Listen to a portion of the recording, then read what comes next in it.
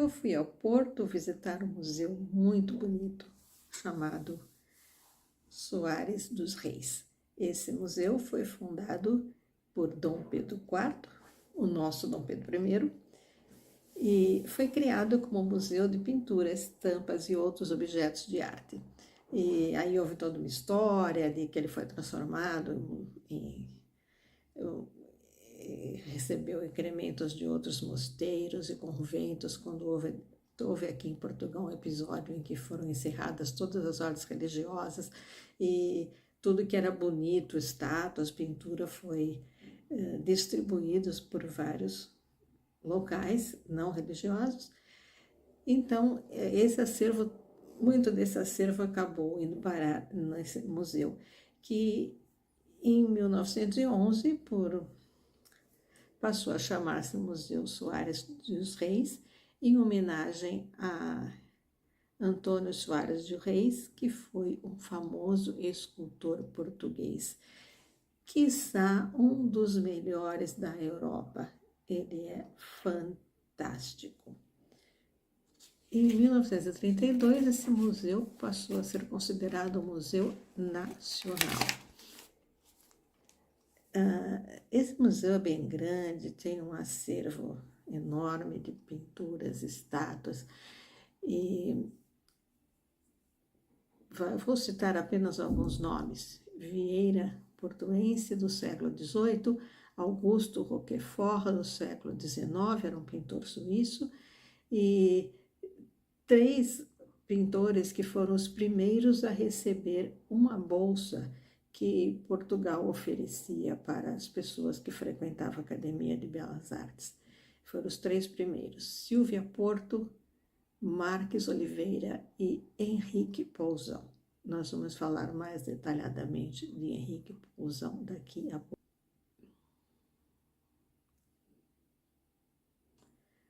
Esses 3 foram pintores, mas Soares dos Reis foi o primeiro que ganhou a bolsa de estudos em escultura e foi para Paris. Ele ganhou esse concurso fazendo um busto chamado Firmino.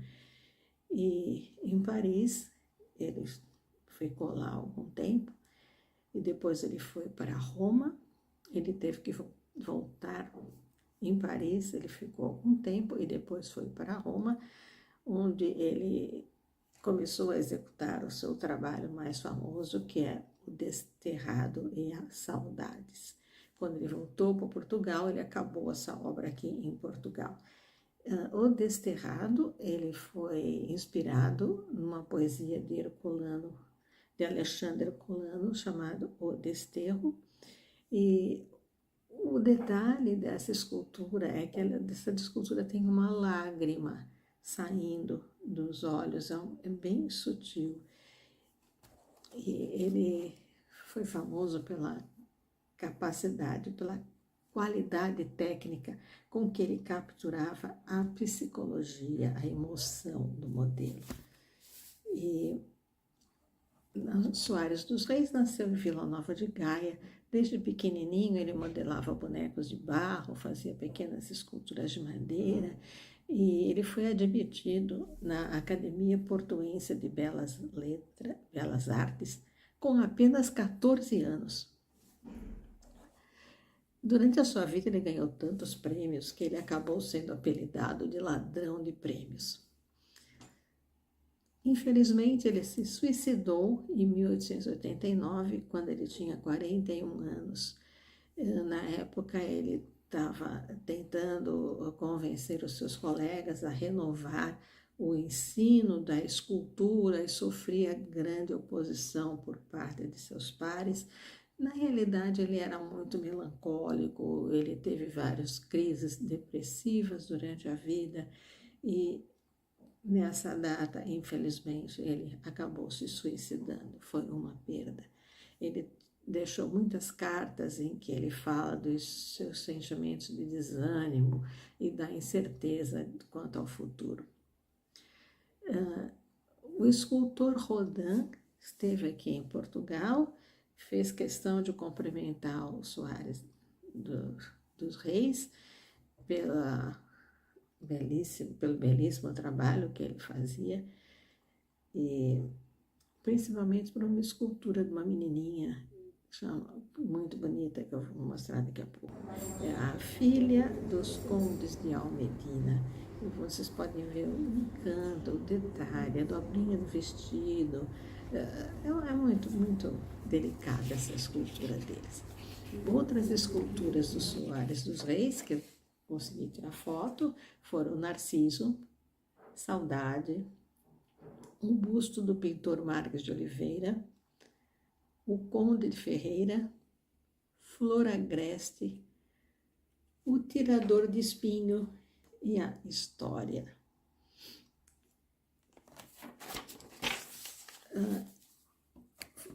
Esse museu dá um destaque também para a obra do Henrique Pousão, que nasceu em 1859, morreu em 1884, com 25 anos, morreu de tuberculose.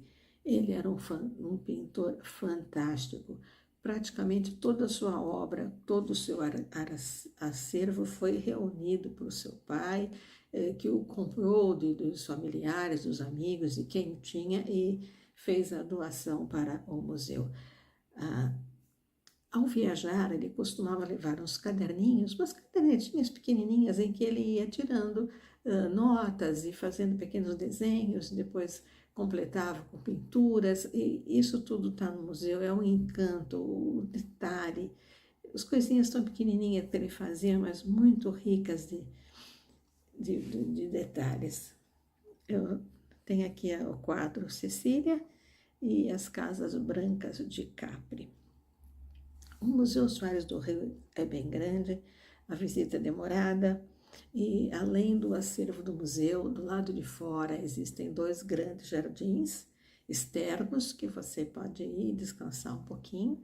Um é o Jardim das Camélias, mas infelizmente quando nós fomos já não era a época das camélias. Ligado ao Museu Fernando de Castro. Quem foi Fernando de Castro? Fernando de Castro era um português que gostava muito de arte e gostava de colecionar principalmente arte sacra. E o seu filho, Fernando de Castro, continuou a obra do pai.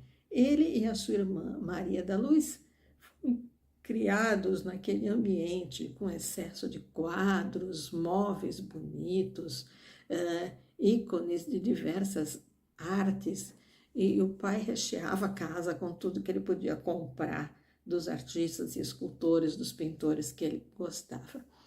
E o Fernando de Castro, o filho, ele também era desenhista e era cartunista, e seus desenhos estão expostos num quartinho onde não tem nada, só tem os quadros dele. Esse quarto era o quarto da irmã. Eu imagino que essa menininha viveu assim, oprimida por aquele ambiente cheio de objetos e valiosos, em que não se deve ter esse cuidado para não tocar, para não estragar. Eu imagino que ela vivia oprimida com todo aquele fausto ao redor dela, e no seu quarto ela deu o grito de liberdade. Aqui não, aqui é paredes nuas, aqui não tem quadro, aqui não tem escultura, aqui só tem eu e as minhas coisinhas. E mais tarde, quando o irmão faleceu, ela cumpriu a vontade do irmão de fazer a doação da casa com todo o seu recheio de obras de artes para o governo. E que foi meio atrapalhado porque ela tentou fazer a doação diretamente ao governo e o governo de Portugal não aceitou. E aí depois teve uma intermediação com a cidade do Porto, e a cidade do Porto, através do Museu Soares do Rei, acabou aceitando o presente. E durante a sua vida, o Fernando de Castro continuou comprando e comprando, comprando coisas, já não cabiam as coisas dentro da casa.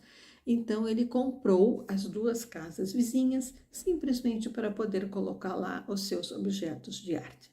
E hoje em dia muitas das coisas que ele colecionou estão no Museu Soares dos Reis. Quando a gente vai visitar a Casa Museu Fernando de Castro, a gente percebe que realmente a casa é pequena, a sala é pequena, os quartos são pequenos, as escadas são estreitas, E você imagina criar crianças numa casa pequena, atulhada de obras de arte. Meio complicado. Bom, a coleção, na maior parte dos objetos, são objetos de arte religiosa. A entrada desse museu também é gratuita para portugueses. No entanto, você tem que agendar online, porque são visitas guiadas, eles não recebem mais do que 10 pessoas, mais ou menos, por grupo, e então você tem que agendar online, tá? Tem a visita, tem horário para começar. A primeira sala. A primeira sala do Museu Fernando de Castro é chamada Sala Minhota, onde nós temos ali objetos de Viana do Castelo, nós temos corações de Viana, e nós temos um destaque para as esculturas do escultor Henrique Moreira, nós temos também esse tipo de relíquia de relicário que tem a relíquia dentro dela, né? E várias coisinhas assim. A segunda sala, podemos ver um frontal do altar no teto, por aqui o Fernando de Castro comprava coisas das igrejas e trazia para casa e adaptava. Então, esse frontal de altar ele colocou no teto da casa. Na terceira sala, nós vamos ter uma réplica da porta da igreja de São Francisco, que fica no Porto. Ele gostava muito desta porta e contratou alguém para fazer uma réplica e colocou lá na sala de estar dele. Na quinta sala, é uma sala maiorzinha, que é chamada a réplica do Petit Versailles. Nós podemos ver ali umas cadeiras que não têm encosto, que são chamadas de faldistório, e nós podemos ver ali também um tapete de Beirutes. Na sexta sala, nós vamos ver a biblioteca, com quadros do pintor Souza Pinto. Na sétima sala, nós vamos ver onde estão os cartoons feitos pelo Fernando de Castro Filho e uma estátua do Fernando de Castro, da autoria do escultor Joaquim Meireles.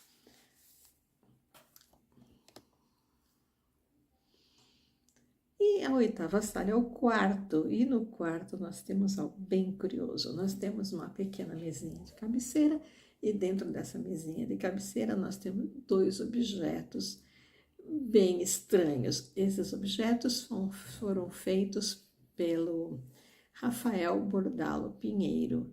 Esse Rafael Bordalo Pinheiro é conhecido por ter criado a figura do Zé Povinho. É o Jeca Tatu português, o Zé Povinho. Mas esse Rafael Bordalo Pinheiro também ficou conhecido por essas obras que ele fez aqui. Nós temos o pinico, John Bull, e nós temos uma escarradeira, também baseada na iconografia inglesa.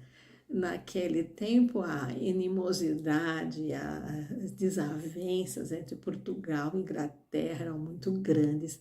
E o John Bull é a figura que representa a Inglaterra, uma figura imaginária. É como o tio Sam, que representa os Estados Unidos, o John Bull representa o inglês. Então, eles fazem esse pinico, o John Bull, e a escarradeira.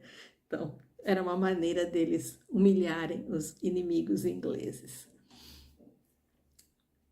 O ponto negativo deste museu é que ele é muito escuro. Poderiam pôr uma luz melhor, poderiam abrir umas janelas para entrar mais claridade, mas eles deixam as janelas fechadinhas, a luz é meio fraca, e eu não gostei dessa parte. Eu gosto de ambientes mais iluminados.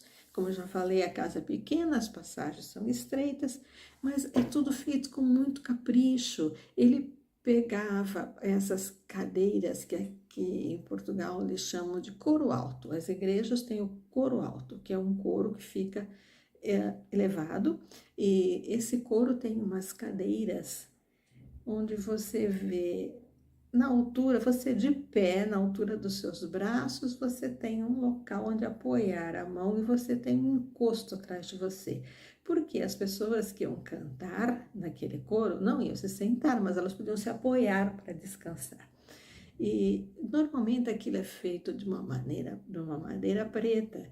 E ele pegava quando ele recebeu essas relíquias que vieram de conventos, igrejas diversas, ele levou para casa, ele contratou um marceneiro especializado para cortar aquela madeira de maneira que elas se encaixassem direitinho no corredor, ao lado de outros móveis, e é tudo simétrico, tem uma cadeira desse lado direito, tem uma porta, tem outro do lado esquerdo, ele tem o cuidado com a simetria. Quando você for lá, você vai ver que realmente tem esse cuidado com a simetria e com a harmonização das peças, é bem interessante. Atualmente, quem cuida do museu está organizando um catálogo com o nome de todas as peças, porque aconteceu que, quando a Maria da Luz fez a doação do recheio da casa, ela retirou todos os papéis pessoais e jogou fora, cartas, documentos pessoais, coisas que não tinham a ver de arte. Mas eu acho que ela tinha uma certa mágoa do pai e do irmão, porque ela jogou fora também os livros em que constavam as aquisições. Por exemplo, eu comprei tal pintura de tal pessoa em tal data, eu comprei tal escultura de tal museu em tal data. Eles tinham isso tudo organizado. Isso não era um papel pessoal, era um papel de comércio, era um documento do museu e ela simplesmente jogou fora. Então, atualmente, eles não sabem bem quem adquiriu, por quanto foi adquirido, eles estão tentando refazer esse levantamento e o que eles conseguirem recuperar, eles vão editar num livro, catalogando peça por peça. São dois museus muito bonitos, quem gosta de arte. E é tudo muito limpo. Essa casa, o Museu Fernando de Castro, me impressionou pela limpeza, pelo cuidado, pela qualidade, a conservação das peças. Porque quando tem alguns museus em que você vai, as peças estão muito mal conservadas. Do Fernando de Castro, parece que elas acabaram de ser feitas. Eu imagino que a faxineira que trabalha lá deve ganhar muito bem, porque está tudo muito limpinho, tudo muito arrumadinho. Então, é um lugar para quem gosta de arte, é imperdível. Deve visitar, sim, é muito bom. Eu gostei.